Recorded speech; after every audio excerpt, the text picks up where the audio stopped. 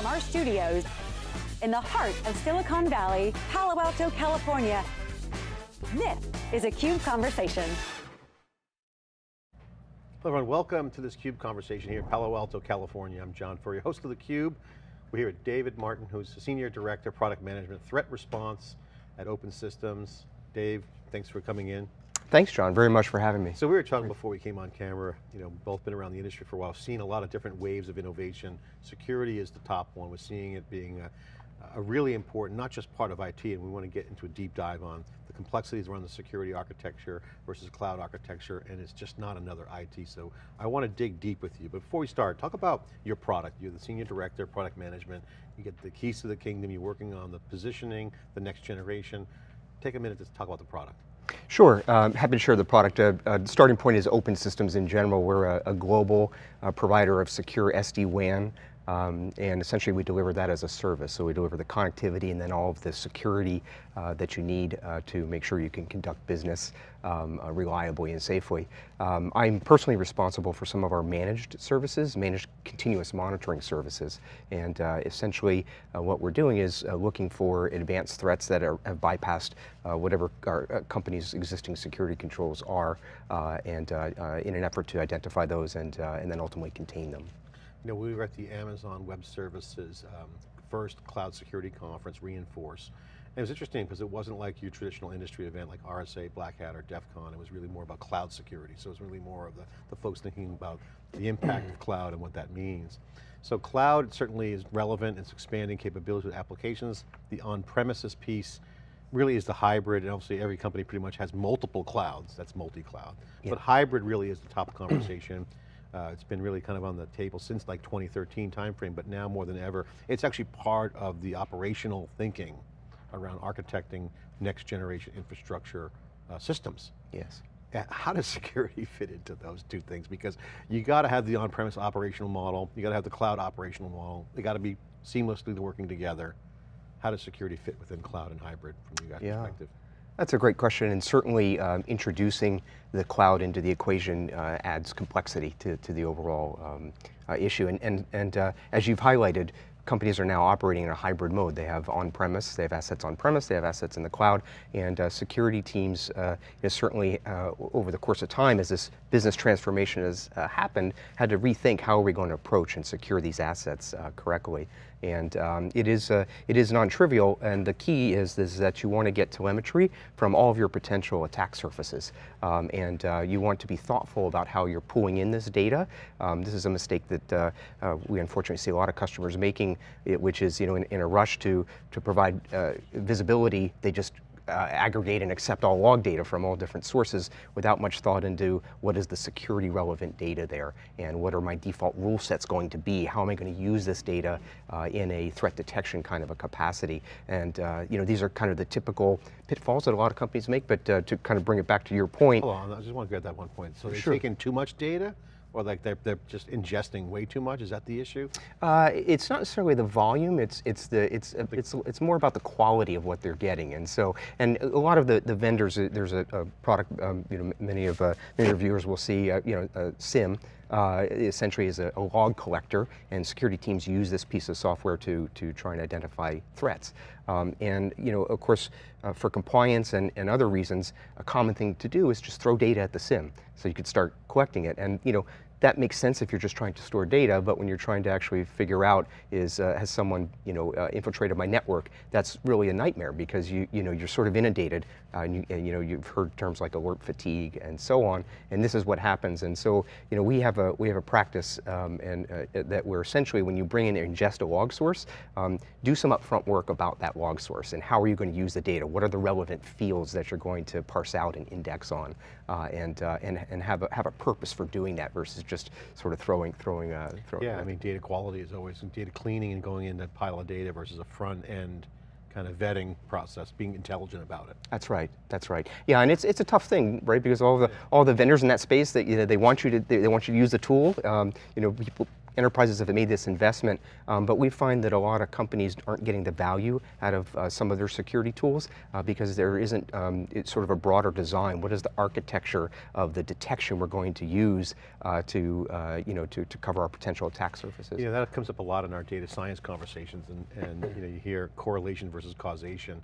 A lot of data science naturally love correlation. They like to correlate, and they love the data. They get in the data, like to get knee deep in the data, but then they can correlate, but they might not be understanding actually what's going on. This is highlighted with threat response because the acute nature of what a threat means to the business is not just knowing, how to have the right ad serve up or some sort of retail sales proposition. Yeah. Threat detection and threat response is super critical to the business because if you miss it, there's some consequences and potentially go out of business. So that's really kind of a key focus. How do you guys do that? How do you work with customers? Because that's the core issue. Sure. How do I get the best data, I think you're fastest way in? How do I identify the threats first and fast? Yeah.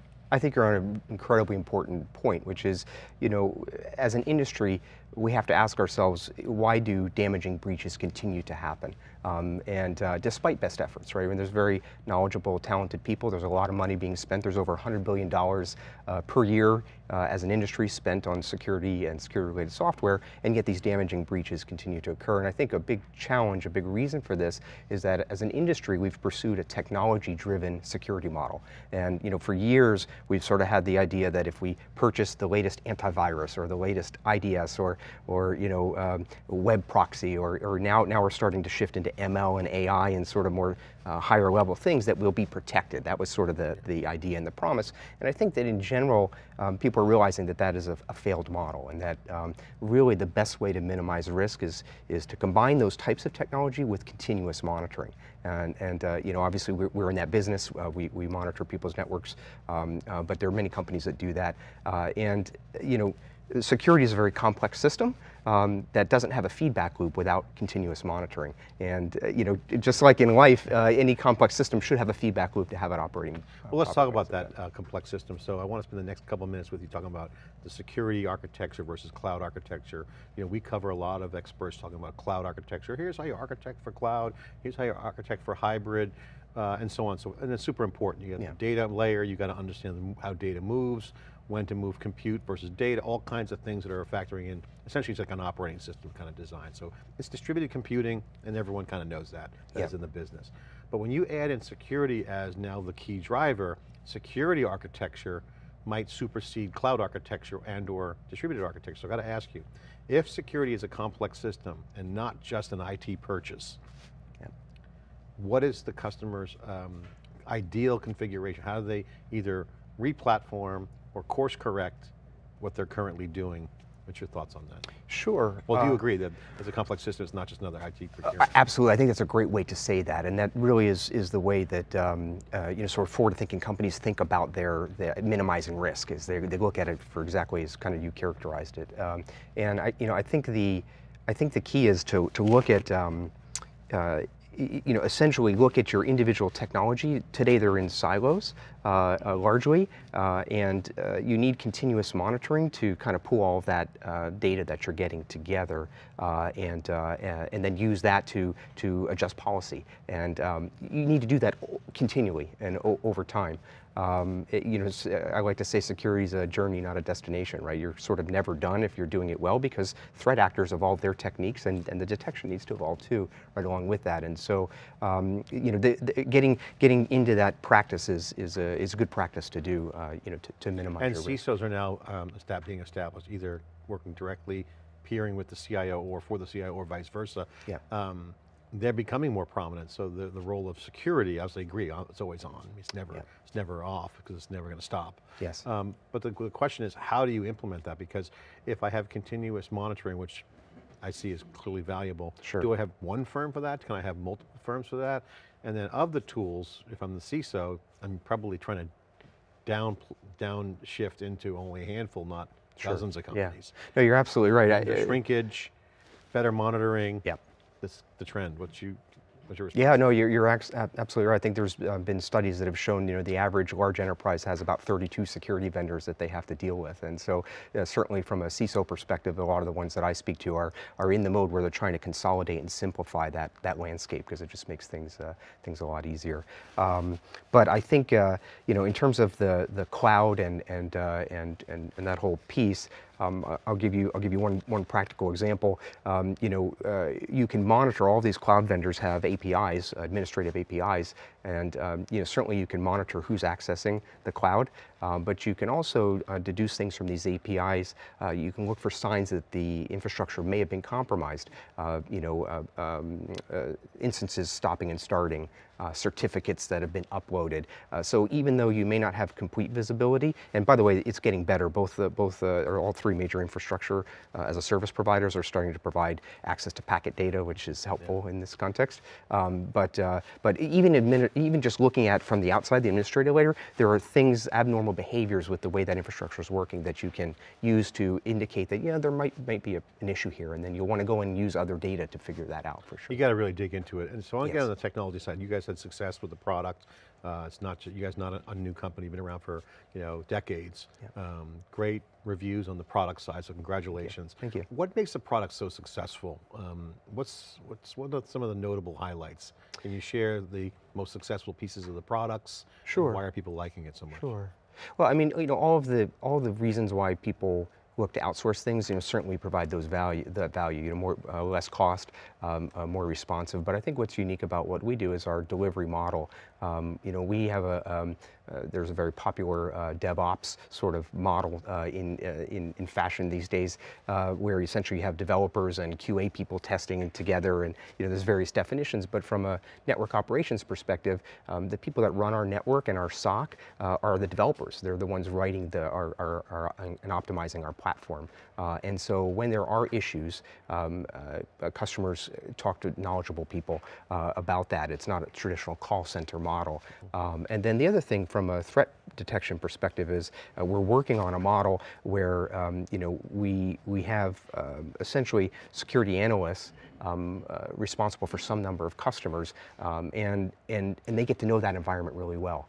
And that really informs the quality of the threat detection, because the better you know the environment that you're monitoring, the better the accuracy of the threat detection is going to be. And as an outsourced provider, a lot of companies don't do this. It's an expensive thing to do, but it does result in a better product. So that's one thing to awesome. Focus on. I want to ask you, Dave, about AI.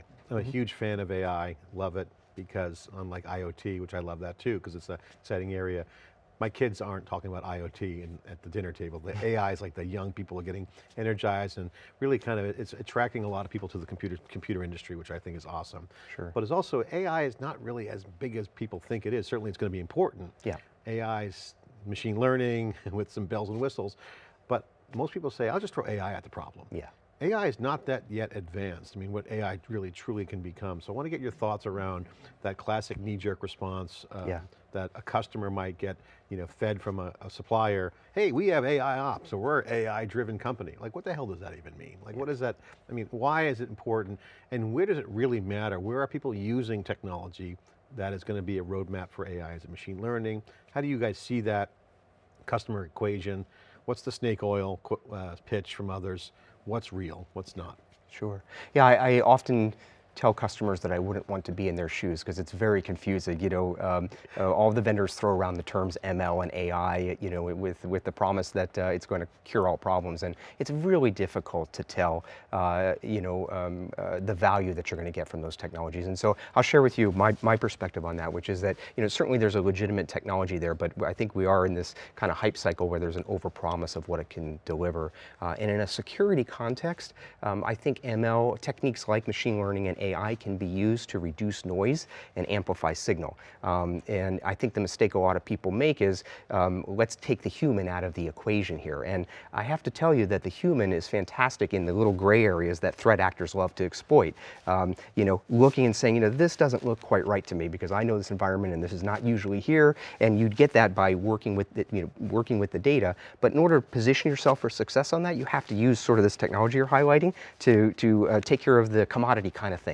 So that would otherwise do the create non-differentiated stuff, or it's like heavy lifting that you want to Yes. assist the human. You want to assist the human in the process. That's exactly right. That's not a replacement of the human. That's right, and I think a lot of companies go wrong thinking that AI can replace this wholly, and maybe there's some very specific applications where that's true, but in general, where you're managing very large, diverse environments, you need to use these type of technologies to, again, reduce noise and amplify the signal for the human. You know, one of the things we've been riffing on theCUBE, certainly we can talk about on another topic at another time, is that this whole movement of using machine learning and the AI infrastructure that's developing really fast, which is really exciting, is that it's going to create a whole new creative class within IT and security, where the creativity of the human becomes the intellectual property for the opportunity. Absolutely. Do you see that? I do. I think that's fair. I mean, I think we're kind of early on in the development cycle of these types of technologies, and they show a lot of promise. And you know, it's the classic don't over-index on it. And you know, again, even in the security context, you have a lot of SIM vendors now. You know, essentially adding analytics modules and AI, and again, these can be helpful, but you know, don't count on them to solve all the problems. They need to be rationalized and well, certainly security is really growing from, you know, a discipline within an enterprise to a much more holistic field. The aperture for whether it's management to technology experts and practitioners it's expanding rapidly. Yeah. David, thanks so much for coming on theCUBE.